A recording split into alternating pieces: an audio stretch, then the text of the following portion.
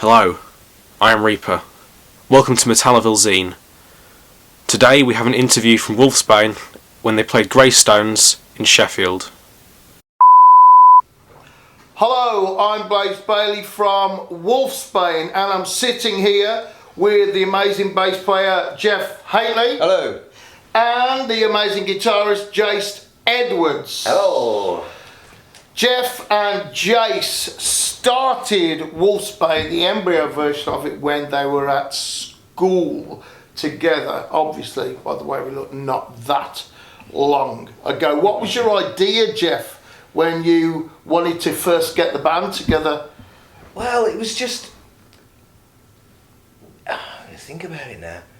We had a band before, and it wasn't really doing anything. We never played a gig or anything like that. It was just rehearsed in another guy's garage.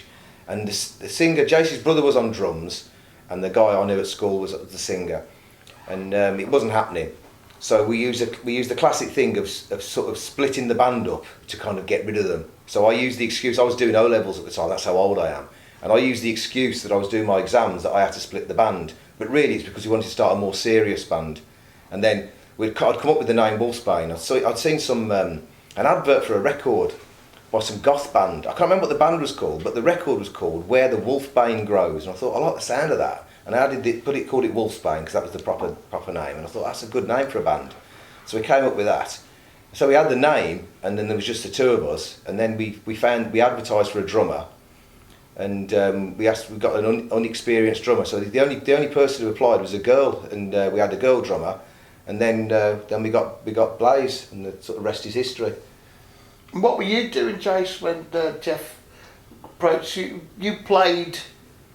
Is it right you played violin first before you touched the guitar? I did, yeah, but I picked up the guitar pretty quickly and got into kind of like AC/DC and Motorhead, and then onto like Ozzy and Van Halen and stuff like that. And I think it was more that I could play, wasn't it? What it was, I was a massive rock fan, and I wanted to form a band, and I'd got a guitar, I couldn't play, and a lot of my friends had got guitars, and nobody was any good. But Jace lived a few doors away from me, and I knew him and his brother from years ago, being the Scouts and all kinds of stuff. And I knew that Jace was the only person I knew who had any musical talent. No one else. I knew that if I formed a band with anybody else, it would be rubbish. But the only chance of doing anything good would be if I got Jace on board. And that's what we did. We just sort of started from that. Yeah.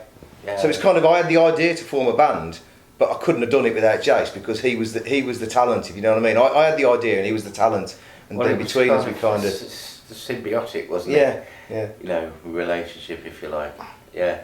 And we saw Motorhead on the Young Ones, stuff like that, and just thought, I want to play loud music with Marshalls and rah, Young and all of that. And then they wanted a singer, and they put an ad in the paper. We were very, very lucky. We lived in Tamworth, and in the weekly newspaper you had a full page of music which had reviews of national bands and any local band that did a gig.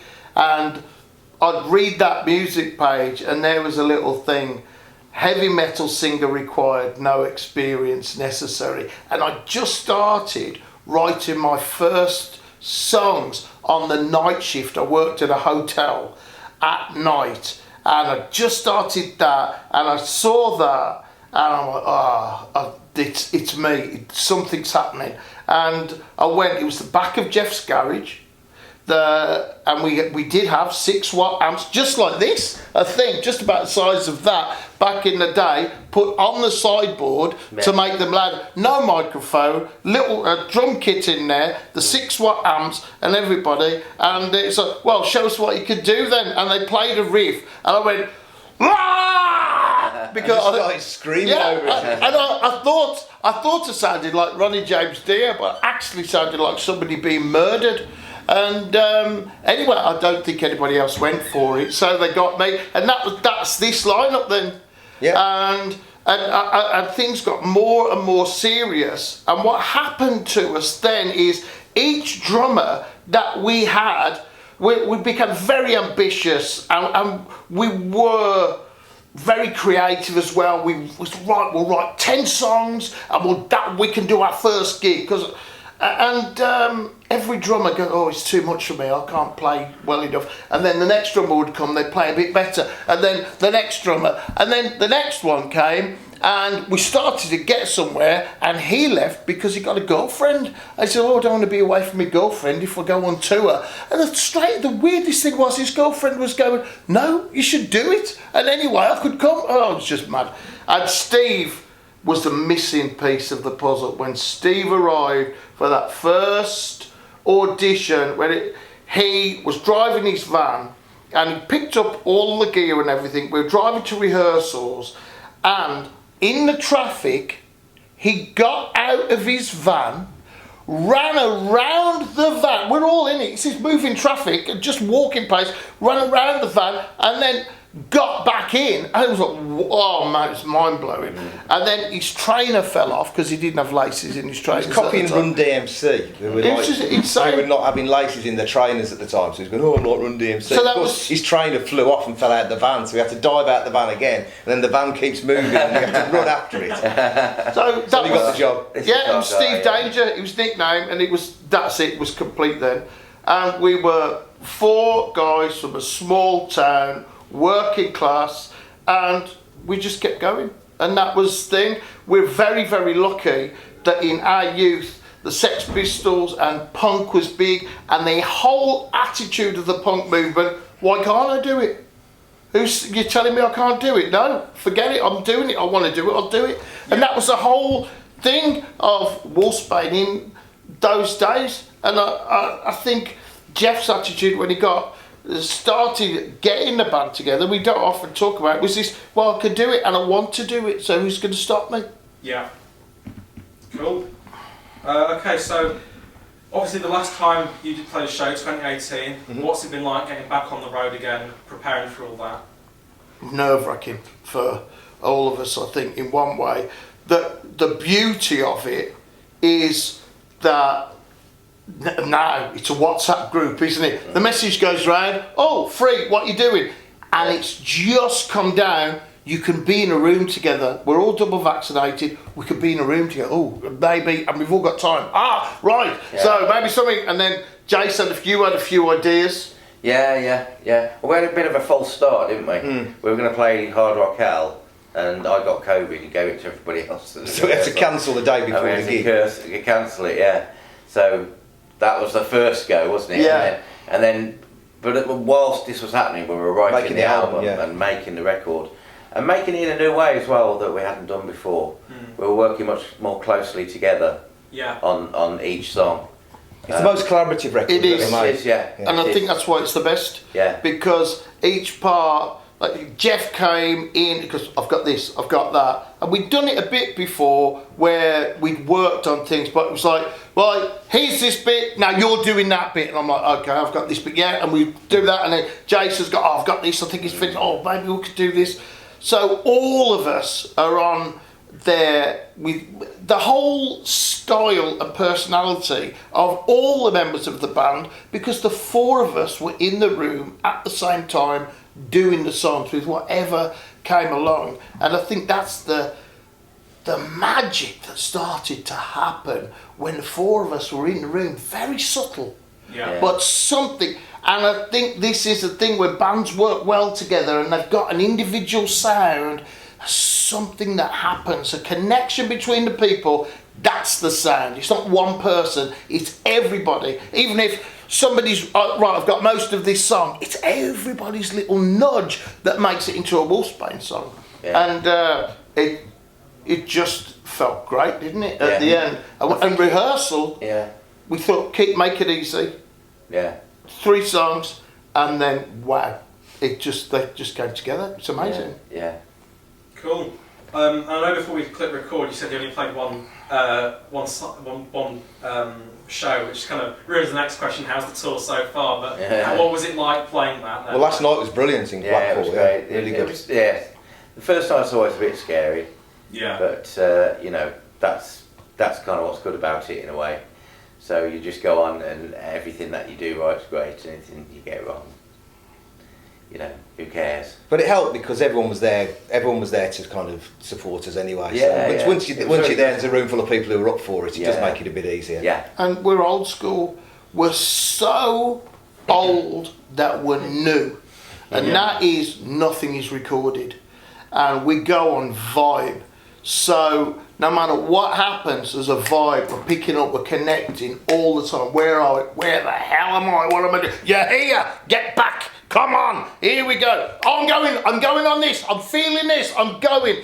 There's nothing that stops us quietening a song down and doing something completely different and coming back to it. It's 100% live vibe in the band, and that seems to be something that's dying in modern music. And the way that some bands approach things, it's great recording on a laptop, making an album on a laptop. Yes, that is hugely empowering for artists, but as a tool, I think some people, it's starting to overshadow what our values are, and that is, this has to feel right. And if we're feeling it, you know what, we're going to go with that feeling. We're not going to go, oh, you know, we've got to get this here, this chorus has got to be in this place. We're going to go, you know what, we've spun off here, let's follow it, let's see where we go. You can come to 4 Wolfsbane shows in a row and something will be different, either by accident or intent, or because one of us has gone right off on a tangent, and where the rest of us will be going, oh, where the hell are they going? You know, I think it's a good thing, really. It's part of what we are and what we've always been. And now to be 100% live and follow a vibe, it feels like we're in a different world, away from what is happening right now. It's a bit untamed, I guess, isn't it? You could say that. Yeah, yeah. And it's irreverent, I think, as well. There is an element that we could kind of fall apart at any second. And, you know, It is. living on that knife edge is what makes it, maybe what makes us excited. I remember somebody said, you're often, this is all of us, this is Wolfsbane, I see you, and often you're right on the edge, and you can feel it creaking that it might go too far, because we're all so passionate about it. So, is there anything that went wrong last night, like bloopers or anything to do with sound, and that made you all giggle or, you know, have a bit of a micro heart? What do you think, Jeff? What was your experience? It was better than I was expecting. There was a few things that happened, but it was nothing that derailed a song. So that's all that matters. If as long as it doesn't destroy a song, it doesn't matter. Just a few details. Yeah. The sound was a little strange on stage, but of course, when you've been doing it a long while, you know that can happen. It doesn't really affect people's perception out the front. So that was a little bit strange, wasn't it? We struggled a little bit to hear stuff, but that's par for the course. Mentally, things change from a sound check. What we do is stay in the moment. If something goes wrong, if you've got feedback, if something distracts you or becomes disconnected and you make a mistake, don't carry that with you. Leave it there and move on to this part. And sometimes it's, and move on to this part, and move on to this part. And in the end, I'm at the end. Oh, we all finished at the same time. The biggest thing is that we go straight to the meet and greet. Your meet and greet's always included with Wolfsbane. And we see our fans after the show. And that's what really makes it. They were so loud last night, our fans singing not just the old songs, but the new ones as well. And then after the show, if you've made a mistake or something didn't go well or anything like that, first thing you see, Jeff was saying this last night, weren't you, Jeff? Great show. It's not what you felt, how it came over is the difference. And in that way, it was a huge success because everybody enjoyed it. So, What's your opinion on playing Sheffield? Do you like? Because I know Blaze, you play Sheffield. Well, quite a bit. Wolfsbane have played Sheffield, haven't we, Jeff? Yeah, many times. Yeah. Many times Wolfsbane have played Sheffield. And we supported Iron Maiden in Sheffield, and we played Sheffield, I think, We before supported that. Alice Cooper in Sheffield as well at the ice rink. Yeah. Years ago. So we've always had a good reaction in Sheffield, and there are Wolfsbane fans in Sheffield that turn out every time, no matter what, and no matter how big the gap is between our tours. Yeah. Cool. So, what direction did you take with the new album, and how does it differ from, Save the World and then your older stuff? I think it's what Jeff said about the collaboration. Yeah.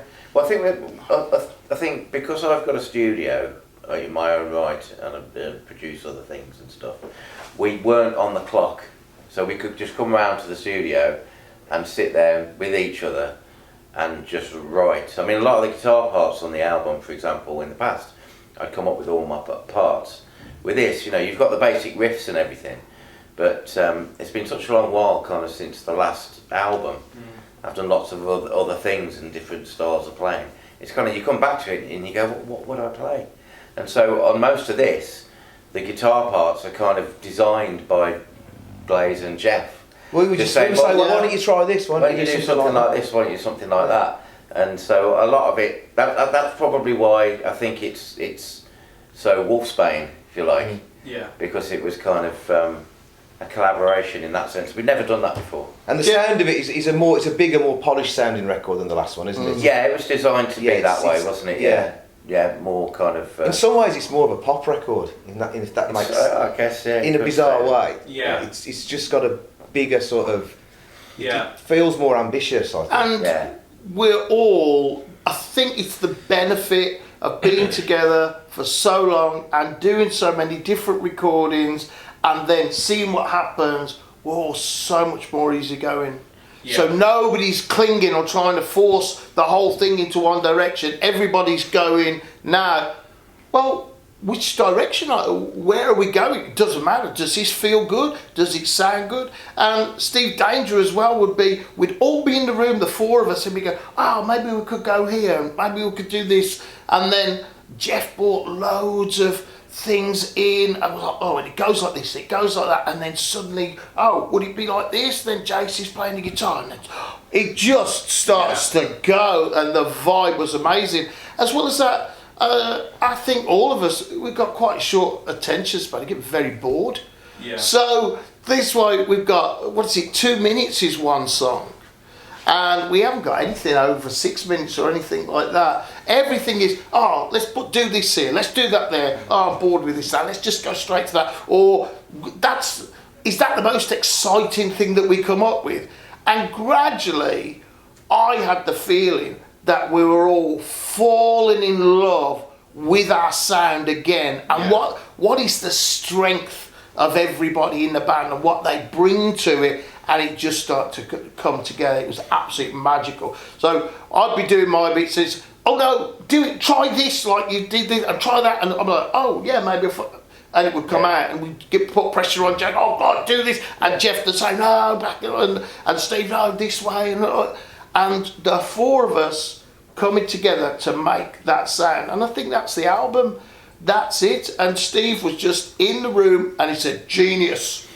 And that was it. And yeah, that's the album title. And that was before I think we'd only that was when we were writing the songs. Yeah, it wasn't we were only doing it out. Recording. And it just felt like, it just felt great, man. Yeah. Just felt really, really good. And it's a thing. I do loads of music, Jace does, Jeff does, but it just put the raw Wolfsbane. Oh, guy, I've got all the songs, the rough versions. It was a shit day I was having, a shit day. I'm absolutely lucky to work full time in music, but I was having a shit day, and I put that Wolfsbane album on the rough, and I couldn't stop smiling. It was just like, oh yes, a total antidote to misery. That's what Wolfsbane are, I think, for our fans, and perhaps for us now as well, as individuals in the band and musicians. What we come up with, it's like an antidote to the dull, insanity, the moronic aspects of daily life that we have to live in. No, we haven't got to live in that. We can listen to Wolfsbane and we can play our gigs and we can just show that it's not happening. And Jeff came up with a wonderful, wonderful song called Things Are Getting Better, which is just your reaction to the news, wasn't it? And miserable stuff. Yeah.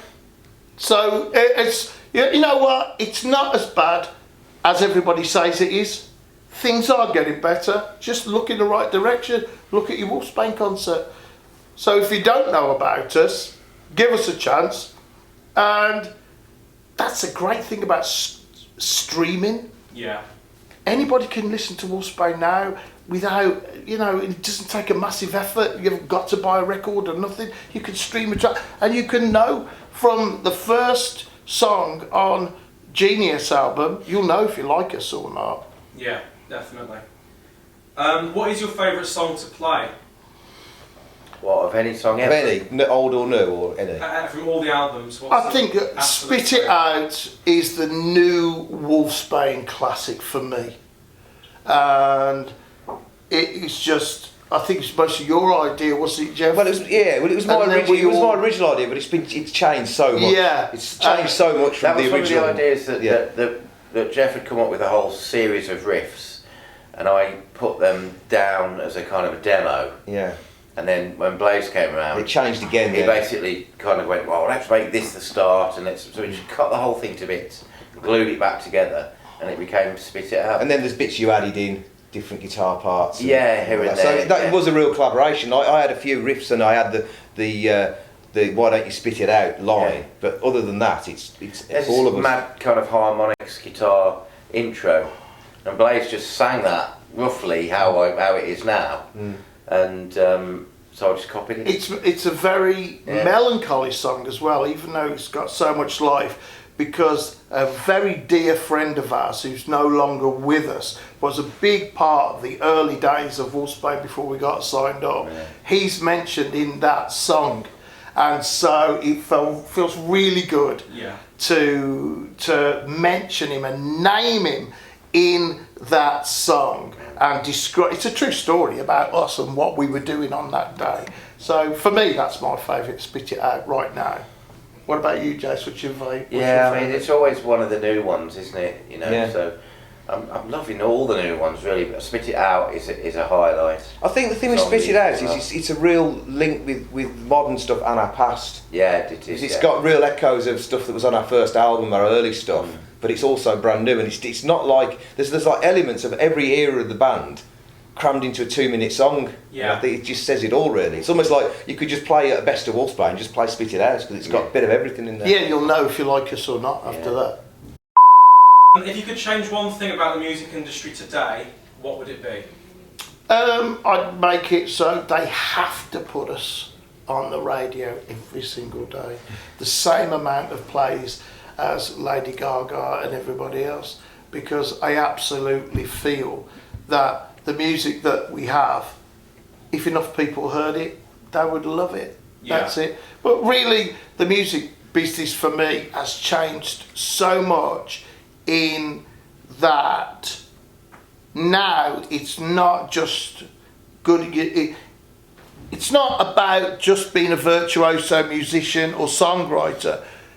If you can learn to record your band well, then you can produce a recording which is as good as any band that spent millions making their album. Jace is a record producer in his own right. He's produced lots of wonderful albums, fantastic musician. I'm a record producer. Jeff is a fantastic songwriter.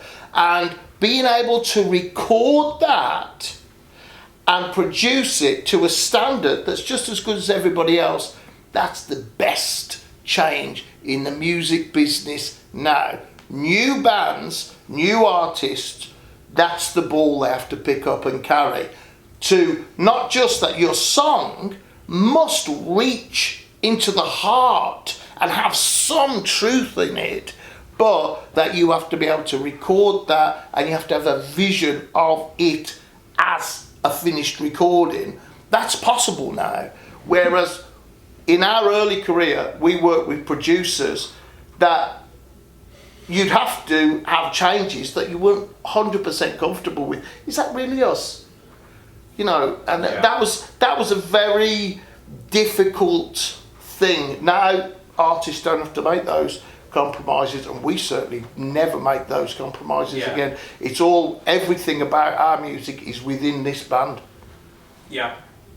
And going back to what you said about the radio thing, I've just spent a week in Norway, and they have a rock radio station that plays quite a broad genre, like from hard rock all the way up to like black metal, and that was really good to see, because currentt and planet rock now are getting further and further into the sort of pop genre of rock, and that's quite upsetting to see that we've gone from being the country that started metal and hard rock to go to be calling stuff that isn't rock at all rock.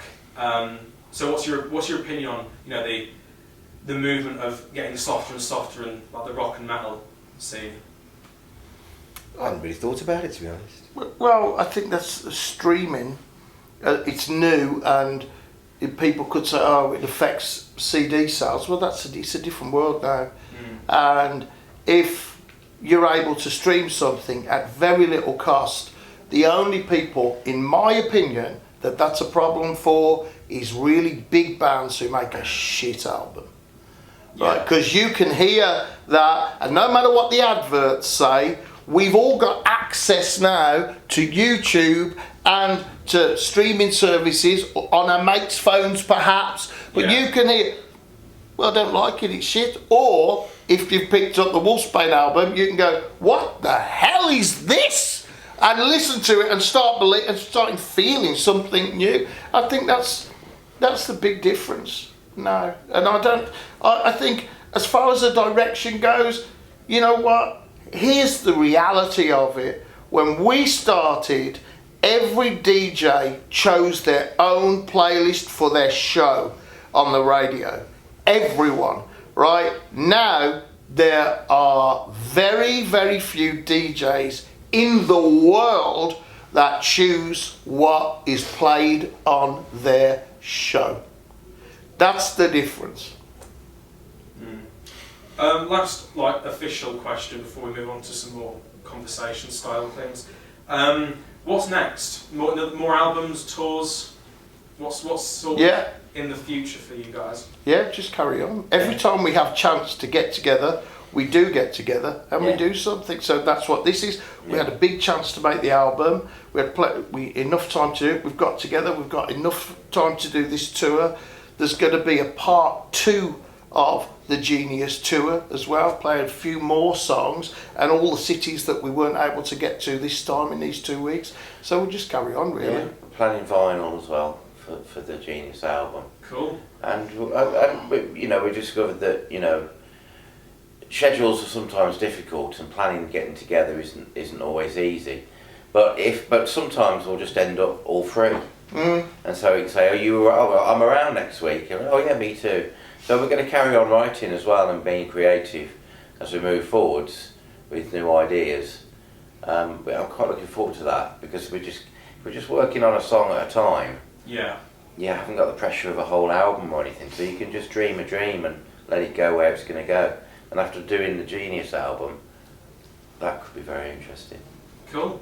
Just whenever we get time. It could be a year, it could be another 5 years, but this has been such a wonderful feeling. And the last time, every time we get together, it's a wonderful feeling. We have a wonderful vibe, and to have a great album to go with it is just fantastic.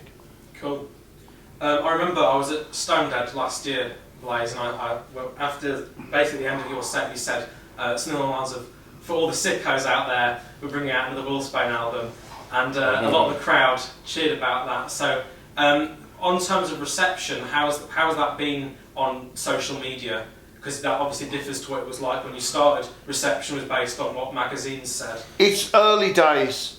It is very early days. If you imagine the album was available to stream on Friday, all the pre-orders for the CD went out, and most people got them before Friday. What day is it now? Monday. Yeah. everyone who's got it loves it. Yeah. And some people who didn't love it are loving it now. Yeah. So the reaction has been fantastic. Every time you do something, you're going, yeah, but we think it's good. Is it good though? Yeah. And really, for us, we've always trusted the fans. Yeah. Ever since our first tour in a transit van, and we had our own t-shirts that we got printed in a box, and our own cassettes that we made and produced, everything. You played well, you did something good, you had a catchy song, fans come and bought your stuff. You didn't. So now we're back there after all of that music business and everything getting away. You're back to direct communication with fans. Yeah. Those are the people that we trust more than anybody. And if someone who has known you for 30 something years comes to you and says, this is your best album, you believe them, because, well, they've got everything you've ever done, and they've lived it as their life. And when they say, you think, oh, and it's a source of immense pride, really, that the Genius album is born of love and will and being precocious and awkward and being too dumb and stupid to give up when people say, oh, they'll never do anything. And we've come out with an album that we all consider is probably the best thing we've ever done. And I think that's the modern world. Fans get a chance to hear it. Cool. Well, thanks for doing this interview. It's been really great to talk to you. Is there anything else you want to say? Yeah, please go on our social media, please follow us, go to our website, please listen to Wolfsbane Genius album, and we hope that you enjoy it, and we hope you can make it to a Wolfsbane concert whenever the next concerts are. Once again, big thanks to Wolfsbane for the interview. Really nice guys. Thank you for watching. Please share this video, and I hope to see you in another interview soon.